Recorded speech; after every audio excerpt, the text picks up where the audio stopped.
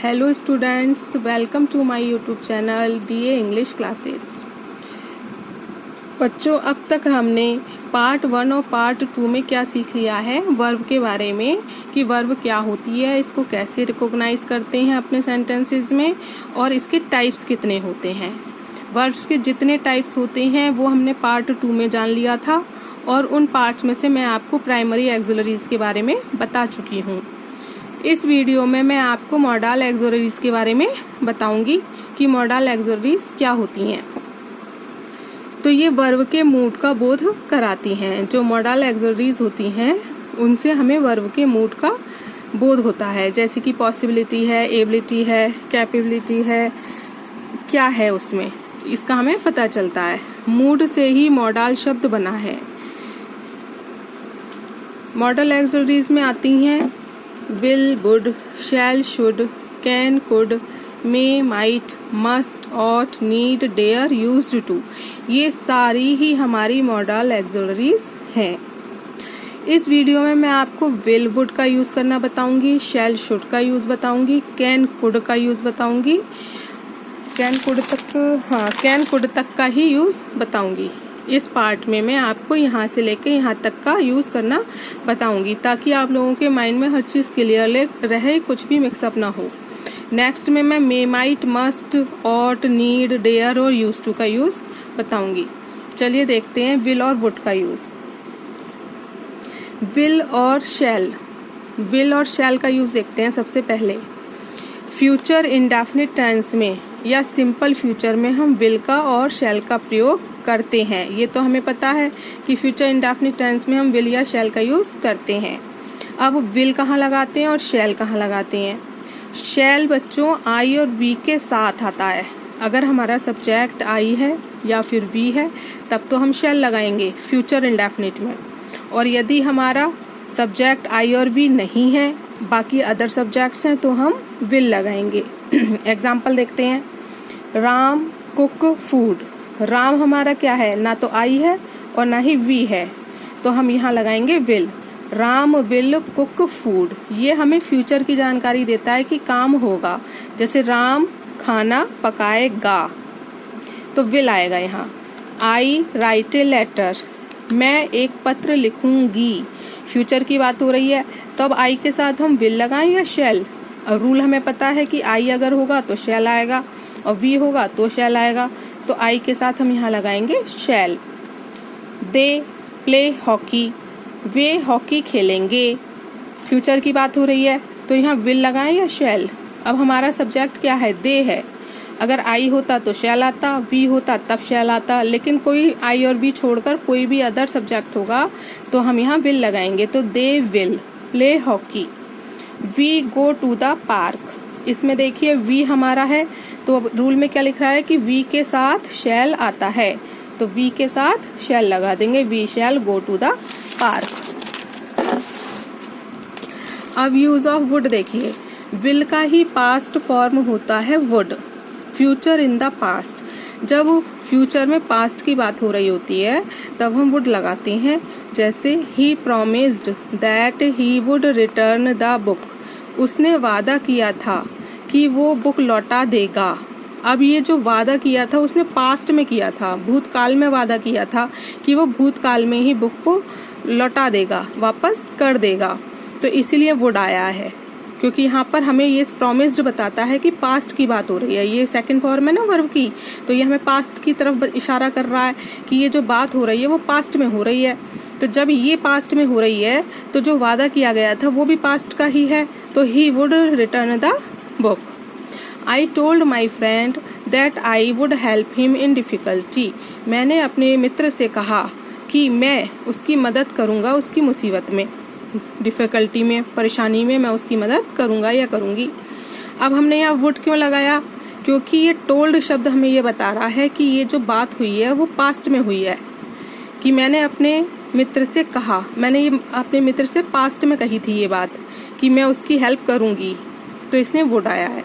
तो विल का जो पास्ट होता है फॉर्म वो वुड होता है बच्चों। सेकंड यूज ऑफ वुड ये है कि polite request in the present. अगर वर्तमान काल में हम किसी से कोई चीज़ मांगते हैं, कोई पोलाइट रिक्वेस्ट करते हैं, तो उसमें हम वुड का प्रयोग करते हैं। जैसे हमें किसी से हेल्प चाहिए तो would you please help me, क्या आप मेरी हेल्प करेंगे, would you please help me. Would you please या फिर काइंडली, प्लीज़ लगा लो या काइंडली लगा लो, एक ही बात है। Would you please give me some money, क्या आप मुझे कुछ पैसा देंगे, कुछ धन देंगे। तो वुड का प्रयोग होता है पोलाइट रिक्वेस्ट, विनम्र रिक्वेस्ट करने में। और थर्ड यूज क्या है इसका, भूतकाल में बार बार होने वाले क्रियाकलाप तथा घटनाएं। भूतकाल यानी पास्ट में जो कोई एक्शन बार बार किया जाए या कोई घटना बार बार घटित हो, तो उसके लिए हम वुड का प्रयोग करते हैं। जैसे कि the beggar come every day for food. Beggar means होता है बच्चों भिखारी। भिखारी प्रतिदिन खाना लेने के लिए आता था, यानी कि वो प्रतिदिन ये काम करता था। ये घटना जो होती है वो बार बार होती है, तो इसलिए हमने वुड लगाया।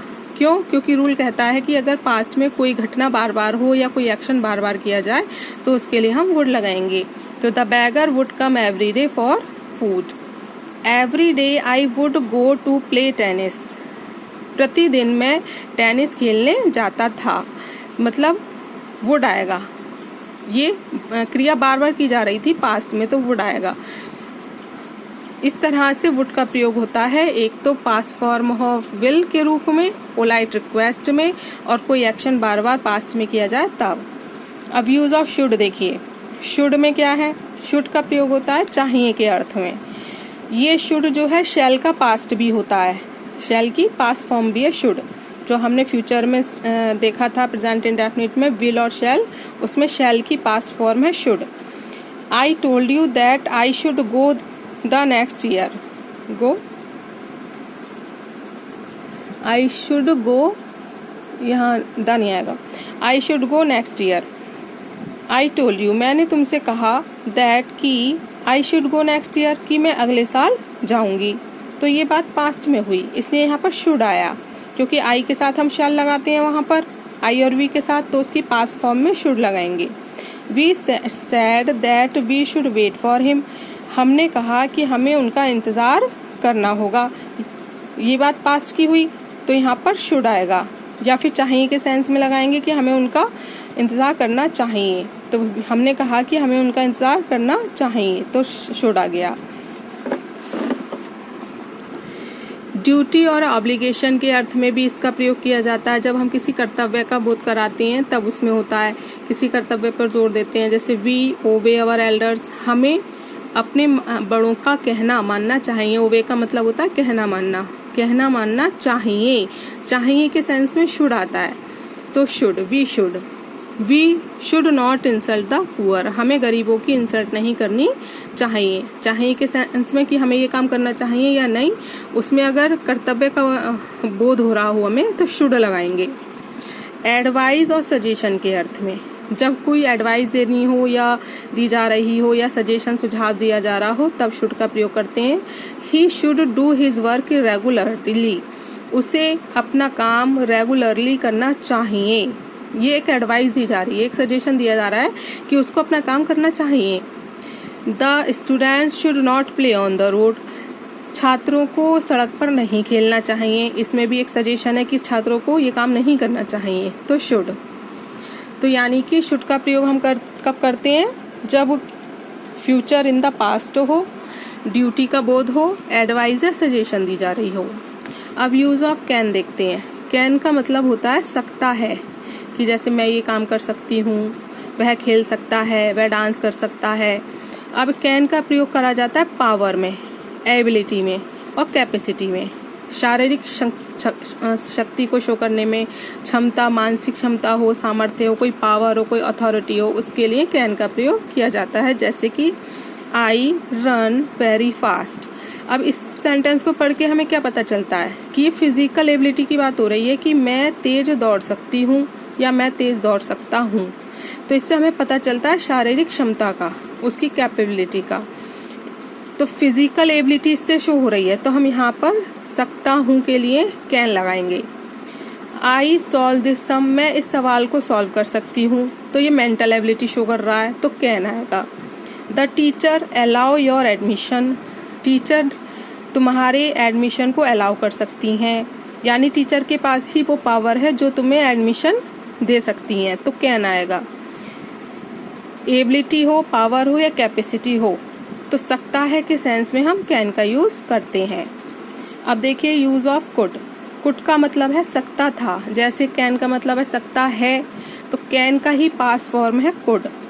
इसका प्रयोग कैन की तरह ही होता है पावर एबिलिटी के लिए, किंतु इसका सेंस निकलता है पास्ट में। जैसे इन हर चाइल्डहुड, अपने बचपन में, she could dance very well, वो बहुत अच्छा डांस कर सकती थी। इससे फिजिकल एबिलिटी पता चलती है कि वो अच्छा डांस कर सकती थी के लिए कुड आ गया। The old man was so weak, बूढ़ा आदमी इतना कमजोर था, that he could not walk, कि वो चल नहीं सकता था। तो ये फिजिकल एबिलिटी पता चल रही है कि वो चल नहीं सकता था। और बात किसकी हो रही है? पास्ट में। ये वॉज हमें बता रहा है कि पास्ट का सेंटेंस है, इसलिए हम यहाँ कैन न लगा के कुड लगाएंगे, क्योंकि इससे हमें पता चलता है कि पास्ट की बात हो रही है। पोलाइट रिक्वेस्ट में, जैसे कि हमने वुड का यूज किया था पोलाइट रिक्वेस्ट में, इसी तरह से हम कुड का भी यूज करते हैं। Could you please give me your book, क्या आप मुझे अपनी बुक दे सकते हैं? यहाँ पे हम वुड भी लगा सकते हैं, would you please give me your book, और कुड भी लगा सकते हैं। अब एडवांस इंग्लिश में दोनों ही चलते हैं, कुड यू प्लीज या वुड यू प्लीज।